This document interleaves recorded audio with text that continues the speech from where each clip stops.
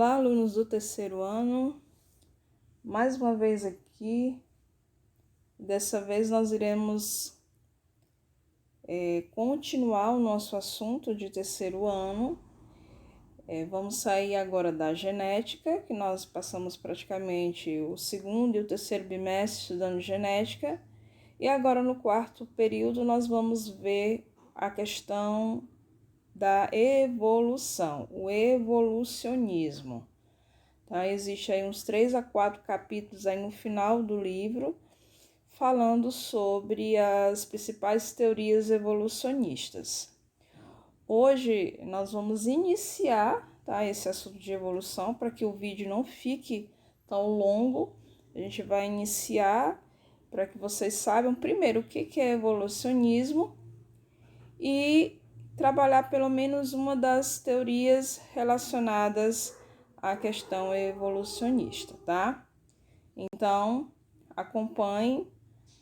Depois eu vou estar deixando na descrição do vídeo as páginas direitinho para vocês estarem acompanhando. Então, veja lá no YouTube, a parte da descrição do vídeo, eu vou estar dizendo para vocês as páginas, os capítulos, para vocês estarem acompanhando esse conteúdo através do livro de vocês, tá certo? Então, vamos iniciar, gente. Nesse slide, tá bem no início, né, nessa parte aqui, ó, teorias explicativas da biodiversidade.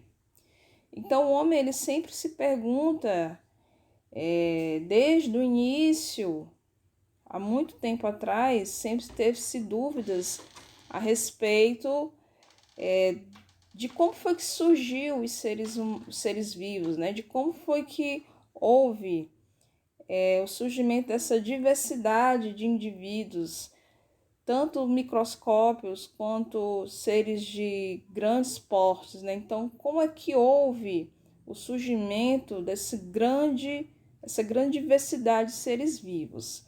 Então, essa frase aqui é bem legal. Ninguém teria acreditado que existem características comuns entre a pétala de uma rosa, né? Vocês estão vendo aqui a pétala de uma rosa, e de uma orelha de um elefante. Será, gente, que existe uma característica comum entre uma orelha de um elefante para uma pétala de uma rosa? Existe alguma característica comum entre essas duas estruturas desses seres vivos? Bem, leigamente você vai me dizer que não vai ter, né? Qual é, professora, a característica comum entre uma orelha de um elefante e uma pétala de uma flor? Não vai existir. Mas estudando, se você for aprofundar seus estudos da biologia, vocês já devem saber que existe sim. Quais são essas características comuns entre a orelha de um elefante e uma pétala de uma rosa? Ora, veja só.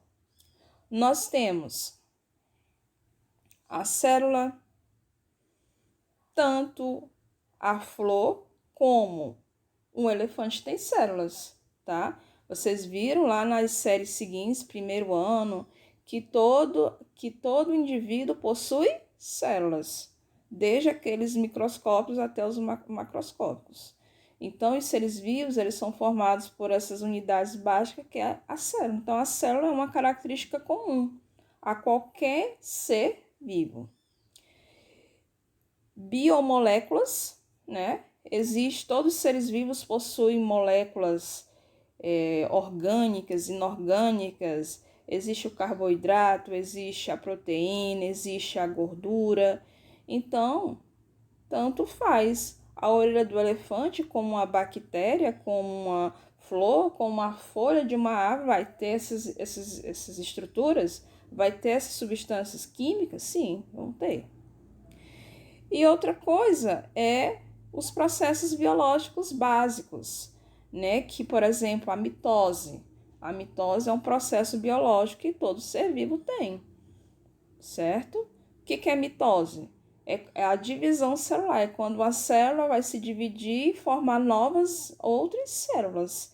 Então, por exemplo, se a orelha do elefante sofreu um corte, como é que isso vai se regenerar? Através da mitose. Então, essas células elas vão se renovando, vão se reproduzindo, vão dando origem a novas células através de quê? Da mitose. Assim como a pétala também. Então, gente, nós seres vivos temos características comuns, não importa quem seja esse ser vivo, né? Se é um ser humano, se é uma bactéria, se é um protozoário, mas todos nós compartilhamos de características comuns. Mas o que isso tem a ver com a evolução? Tem tudo a ver com a evolução, porque a evolução ela vai pegar justamente esse foco, né? Esse foco de que, pelo fato dos seres vivos terem essas características comuns, significa que estes seres vivos, com o passar do tempo e pela força que o ambiente ele exerce nesses indivíduos, eles vão se transformando e vão dando origem a novas espécies, tá? Então, partindo desse pressuposto aí, a evolução, ela vai pegar essa informação e gerar suas teorias. Então, vamos em frente. Aí tem algumas frases históricas, tá? Então, vamos ver quais são essas frases históricas.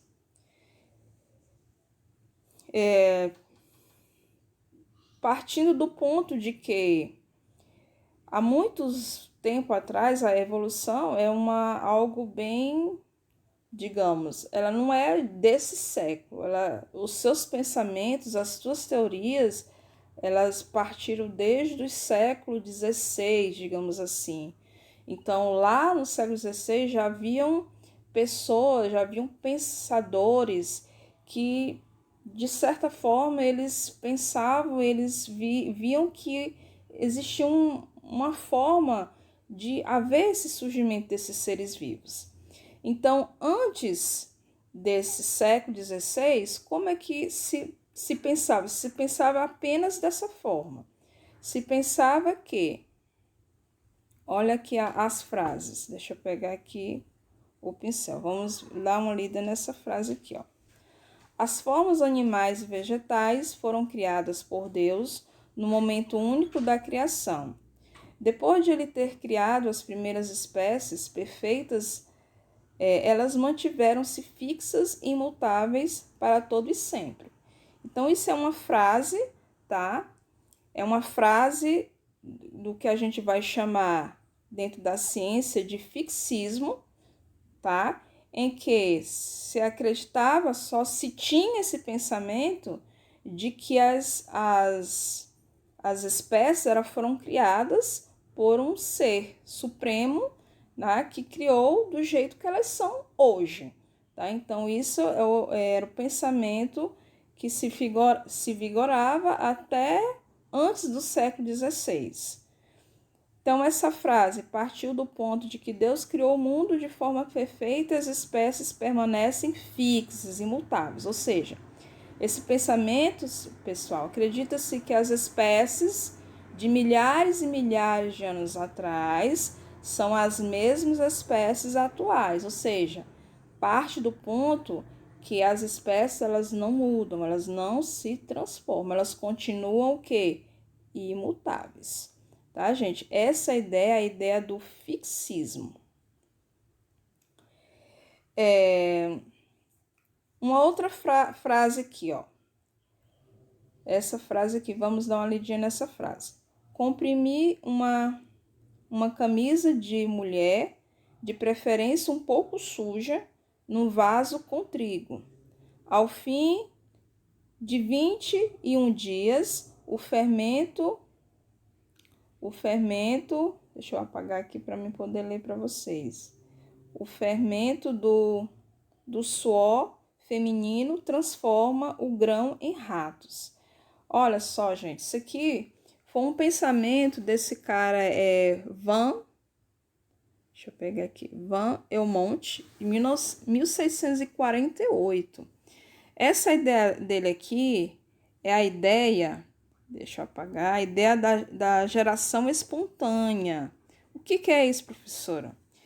Eles acreditavam que as espécies elas surgiam a partir de seres inanimados, de objetos que não têm vida, tá? Então, isso chama-se geração espontânea. Os seres vivos, acreditava-se que os seres vivos surgiam de uma matéria não viva. Então, aqui, como ele deu exemplo, ele achava que, por exemplo, o rato, como é que surgiu o rato? O rato surgia de uma camisa suja de uma mulher, tá? Que era colocada em um vaso com trigo. Então, eles imaginavam que aquela camisa, que era uma matéria não viva, né? A camisa é uma matéria não viva, suja, é que fazia com que o rato surgisse. Isso um pensamento da geração espontânea. É claro que esse pensamento, gente, é claro que hoje não existe, né? Porque a gente sabe que o rato ele não surge dessa forma. Mas por que eles pensavam que surgiam dessa forma? Porque eles sempre viam ratos aonde tinha sujeira, onde tinha algo sujo. Porque o rato, na verdade, ele é atraído mesmo por lixo, por sujeira. Então, como eles sempre viam ratos nessas situações, então eles imaginavam que o rato surgia dessa forma. Então, isso já começou a mudar um pouco o pensamento de que os seres vivos surgiam apenas através de uma criação, tá? Então, aqui já é uma navegação para um pensamento que mais tarde vocês vão ver que é o pensamento evolucionista, né? Ó, aqui, ó, a navegação. Deixa eu tirar isso aqui, é uma navegação para o pensamento evolucionista. Então, veja só os pensamentos lá no século XV, século XVI, como é que se era. Então, vamos em frente. Aí surge essa frase aqui, tá? Ó.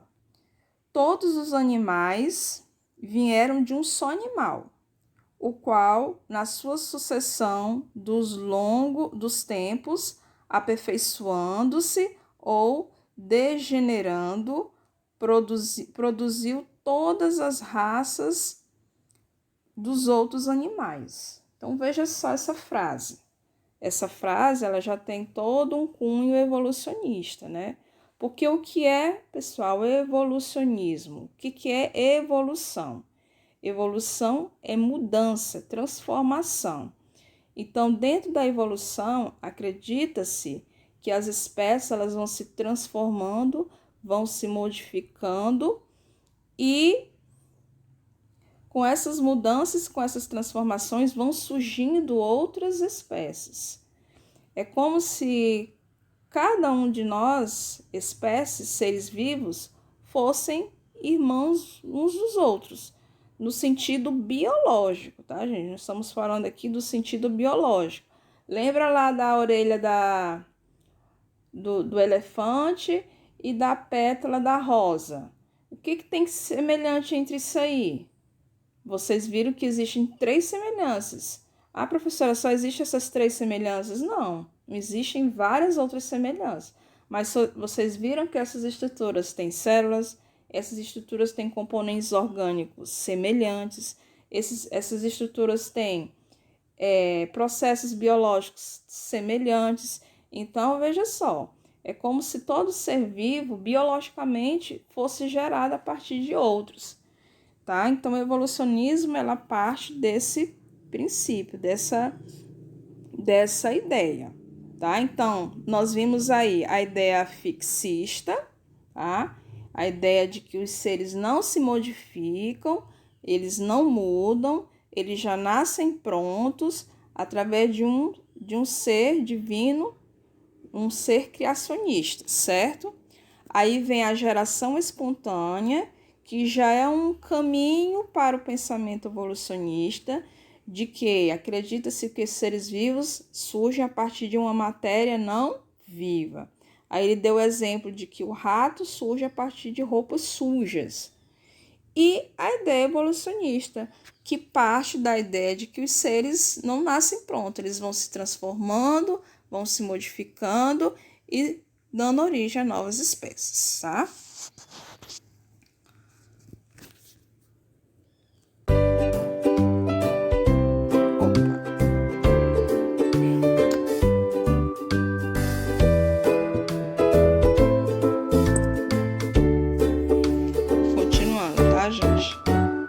Apagou o celular, mas vamos continuando. Então, aqui a gente vê as teorias explicativas, vamos ver os dois lecos, tá? O fixismo, vou pegar aqui o fixismo e o evolucionismo, tá? Veja só, qual a diferença aí? Olha, o fixismo acredita que, no caso, nós estamos vendo borboletas com 3 cores diferentes aí, uma borboleta alaranjada, uma borboleta amarela e uma borboleta branca. São 3 borboletas com cores diferentes. Então, acredita-se que no fixismo, essas borboletas elas foram criadas e elas não se modificam e elas são desse jeito e pronto, certo? O evolucionismo, ela já parte de um pressuposto de que uma borboleta, pode ser, digamos, essa borboleta aqui amarela, ela, com o passar do tempo, com as mudanças que o ambiente insere nela, ela vai se modificando, ela vai se transformando na borboleta branca e na borboleta alaranjada. Então, aí, a partir de uma espécie, vão surgindo novas espécies diferentes, tá? Então, nós estamos vendo aí os dois leques, tanto do fixismo quanto do evolucionismo. Mais uma vez aí, só lendo aí a parte rapidinho do fixismo. Olha só.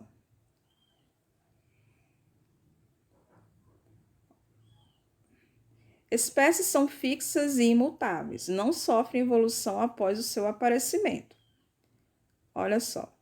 Espécies surgiram independentemente umas das outras, quer dizer, um indivíduo não tem relação com o outro, eles são independentes, não tem uma relação, não existe não tem nada em comum de um entre outro. Esta corrente de pensamento não aceita alterações nos seres vivos ao longo do tempo. Então, isso aí que eu li, gente, são ideias de quê? Fixista. Lembre-se que essa ideia, ela pendurou até os finais do século XVI. Até o final do século XVI, só pensava-se nisso, não tinha outro pensamento em relação ao surgimento das espécies, tá? Vamos em frente. Já o evolucionismo, ele já vai partir da ideia de que... Vou pegar aqui o pincel. Opa! É a ideia de que as espécies atuais são resultado de lentas e sucessivas transformações sofridas pelas espécies antigas ao longo do tempo. Então, acredita-se que as espécies atuais, elas são resultado de transformações, de mudanças de indivíduos que viveram no passado. As espécies surgem a partir umas das outras. Então, aqui no evolucionismo já há uma independência entre essas espécies, porque elas surgem a partir de uma das outras, tá? Vamos em frente.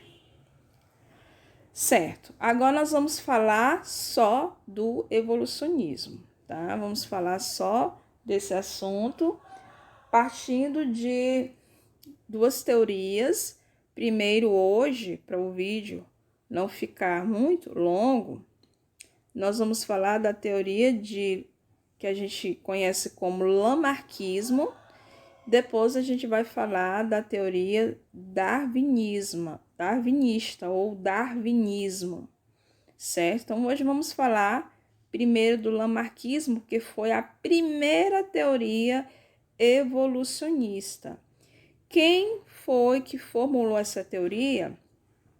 Foi Jean-Baptiste Lamarck, de 1744 a 1829, certo? Então, esse cara aqui, é claro que hoje as ideias dele, hoje, já não são mais aceitas, mas ele foi importantíssimo. Por quê? Porque ele foi o primeiro, ele foi quem lançou a primeira ideia evolucionista, foi ele. Então, ele quebrou a barreira de que só existe o pensamento fixista, tá? Ele foi o primeiro lá no século, tá? Início do século XVI, onde, né, a igreja era que dominava o pensamento da época, mas ele lançou, inclusive escreveu um livro, que depois a gente vai ver o nome desse livro, lançando essa questão dessa ideia evolucionista. E depois do lamarquismo é que a gente vai ver o darwinismo. O darwinismo vai também aprimorar ainda mais a ideia evolucionista. Então, vamos em frente. Então, um dos clássicos para a gente poder explicar o que Lamarck propôs é o exemplo da girafa, né? A gente sempre pega esse exemplo, toda vez que a gente vai explicar a teoria de Lamarck, a gente pega como exemplo a girafa, mas não quer dizer que isso, de acordo com Lamarck, vai acontecer só na girafa, vai acontecer em todos os seres vivos. Então, veja só, então vamos pegar, para que vocês possam entender, a ideia de Lamarck. Então, para Lamarck, o que ele pensava? Para ele, as girafas de milhares e milhares de anos atrás tinham um pescoço curto. Então, você veja só que o pescoço dessa girafa era curto, tá? Para ele, as girafas de milhares e milhares de anos atrás tinham um pescoço curto. Elas se alimentavam da vegetação rasteira, elas eram assim. Com o passar do tempo, verificou-se que aquele alimento rasteiro, as plantas rasteiras se tornaram escassas, né? Elas se tornaram escassas. E a girafa teve dificuldade com relação ao alimento. Para essas girafas poderem sobreviver, o que aconteceu? Elas tiveram que alcançar as árvores para poder comer a vegetação. Para isso, o que a girafa fez de pescoço curto? Para alcançar essas árvores, elas tiveram que esticar o pescoço, ou seja, elas tiveram que utilizar bastante desse músculo do pescoço para poder alcançar as árvores, os altos das árvores, tá? E para Lamarck, esse uso constante do pescoço fez com que a girafa atual, né, a girafa atual que nós conhecemos, tivesse o pescoço comprido, tá? Então, para Lamarck, aconteceu isso com a girafa. A evolução das girafas partiu por esse ponto, né? Devido à vegetação rasteira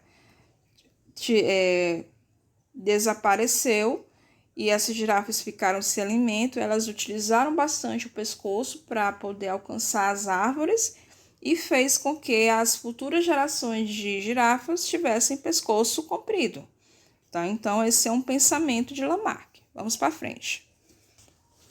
Então, vamos ler aqui, ó.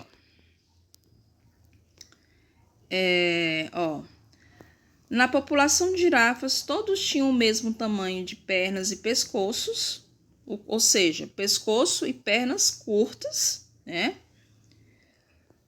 O meio mudou e o alimento passou a estar a um nível mais acima, então elas tiveram que alcançar os topos das árvores. Cada girafa começou a esticar-se para conseguir alcançar as folhas das árvores, e as pernas e os pescoços foram se desenvolvendo. E depois, o que aconteceu? Quando se reproduziram, passaram essas características para os seus descendentes. E por isso que, de acordo com Lamarck, nós temos hoje as girafas de pescoço comprido, tá? Então, eu estou passando para vocês todo o pensamento de Lamarck lá no início do século XVI. Veja que nessa época, gente, não tinha ainda nem havido, né? Não tinha ocorrido ainda nem o surgimento da célula, sobre reprodução, nada disso, né? Naquele século era um século ainda obscuro para a ciência.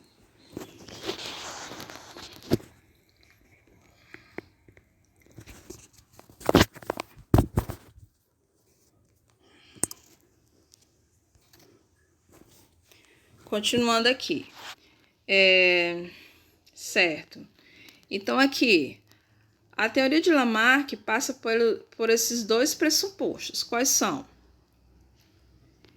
A lei do uso e desuso, tá? A lei do uso e desuso e a lei da transmissão dos caracteres adquiridos.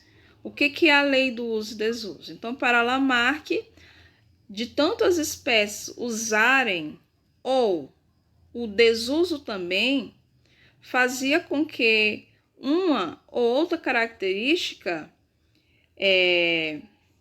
digamos, se desenvolvesse ou atrofiasse, e isso fizesse com que fizesse com que essa transmissão dessas características fossem passado de geração em geração, tá? Então, veja só. A necessidade de um órgão em determinado ambiente modifica-o. Então, as espécies passaram por um certo momento que eles utilizavam muito esse determinado órgão. Esse órgão, no entanto, ia se desenvolver. E esse órgão se desenvolvendo, essa nova característica aparecendo, fazia com que essas características fossem transmitidas para as gerações, para as futuras gerações.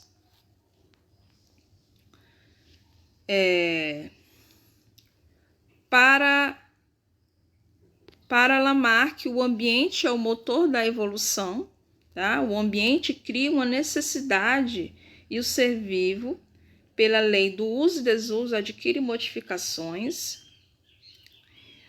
A ausência de variabilidade nas populações. As populações são homogêneas, não existindo variabilidade intraespecífica, tá, gente? Então, aqui são as ideias gerais de Lamarck.